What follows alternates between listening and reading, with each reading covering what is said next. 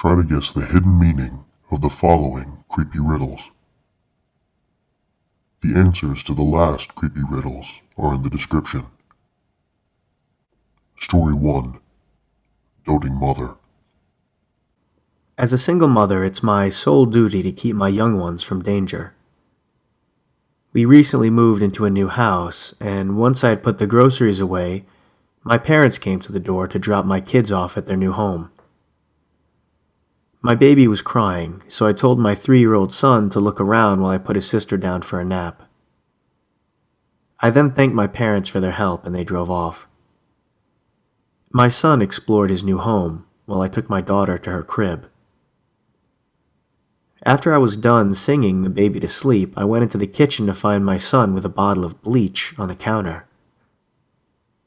He was unscrewing the cap as if he intended to drink it. I pulled him away from it and frantically asked if he drunk any already. He said no, but just to be on the safe side, I grabbed him and the baby and went to the hospital. While I was cradling my daughter in the waiting room, I remembered that I had forgotten to put the child safety locks on the new cabinets before the kids had arrived home. I had several bottles of bleach in there. How many could he have drunk if I hadn't stopped him? The thought was too much. I was terrified until the doctor approached me and said that the test came back negative. My boy had no trace of dangerous chemicals in his system.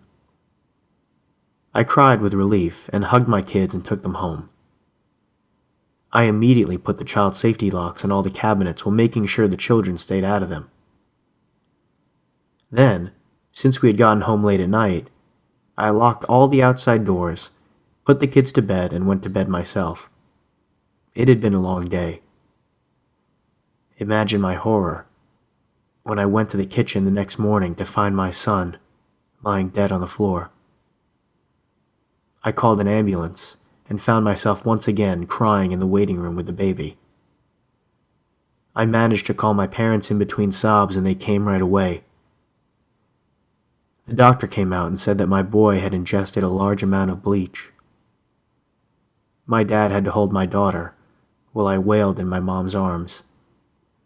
I told them I had only used the best child safety locks and had put them on correctly. I didn't know what had gone wrong.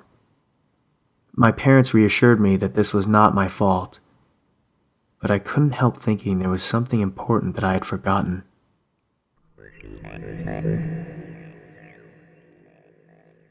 Story 2. Unfaithful. The following is told from the perspective of the wife. I can't believe I trusted that man. I thought he was perfect when I married him. But then came that party tonight. Our friend Craig came over with whiskey and poured us all some. He ended up having too much to drink, and we let him spend the night in the guest room. Then my husband and I lay in front of the fireplace. I guess I drank too much, because whatever happened next was a blur. I wake up upstairs, and when I go down to find my husband, I find him in front of the fire with another woman. He has his back to me, and he's holding her, and when I get closer I realize he's sobbing. Well, I would certainly hope he's upset. Probably can't stand the guilt. "Daniel," I yell at him. He whirls around with wide eyes, startled.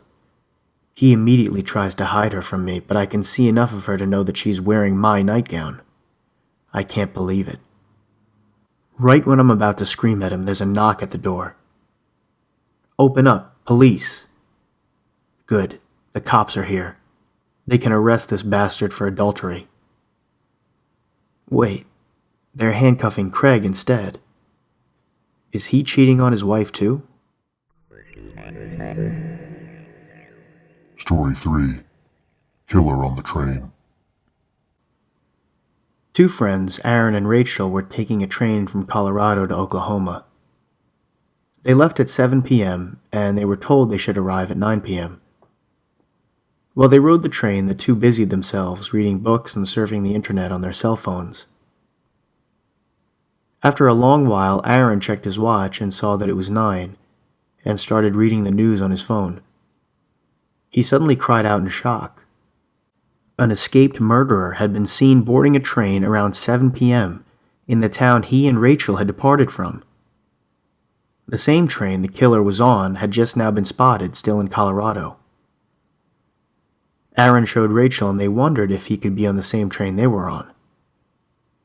Then Rachel looked out the window and pointed to a clock tower they were passing, which said 9 o'clock. "Look, we don't have to worry," she told him. "It's 9.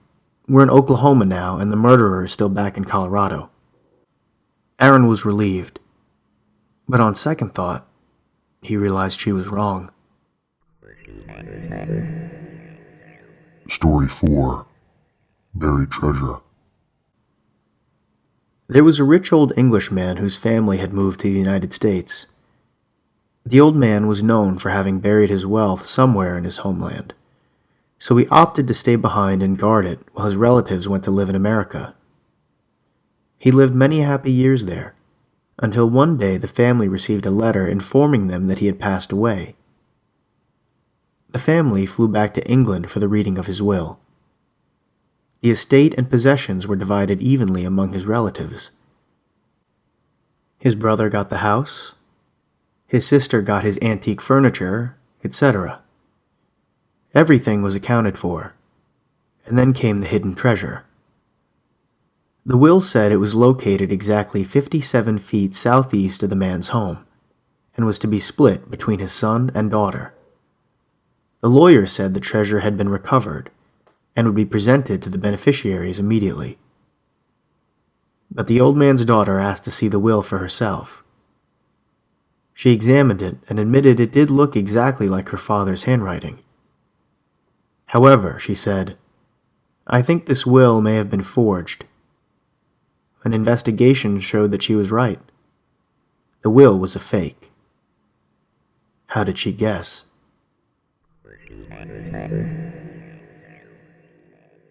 Story 5. Music Career. My name is Tama, and in the past several years I've made a name for myself in the pop music world. My first studio album, Find Me, came out in 2010. My second, Here Again, was in 2012. And between then and now I've had 3 more, titled And Besides, The Important Thing Is, and She Has Not Come In. Now, in 2015, I've recorded my 6th album, Power, as well as the songs for an album entitled Shallow, which the record company and I have set for posthumous release. I'm so amazed that my career has gone this far, and I feel so lucky. I can't believe how many record sales I've gotten so far and how many charts I've topped. Oh, that's my agent on the phone.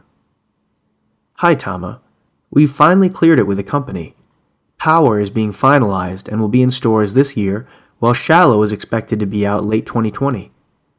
That concert was a huge hit. Keep making me proud." "All right, thanks." It's all so exciting.